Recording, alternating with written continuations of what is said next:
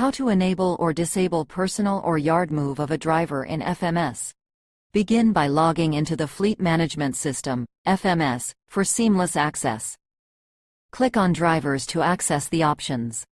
Under Drivers, select Drivers option to enable or disable personal or yard move of a driver. The active list shows drivers active in the last 7 days. The inactive list displays inactive drivers in the last 7 days. Click on the edit icon for the driver you want to make changes for under the Action column. Click on Settings. Check or uncheck Restrict Personal Conveyance and select the condition.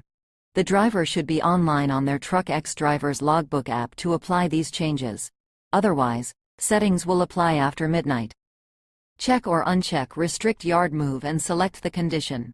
The same rule applies. Changes are immediate if the driver is online. Otherwise, they will apply after midnight. Once you make the desired selections, click on Update Settings. Yay! The changes are applied, and you'll see a confirmation message at the top.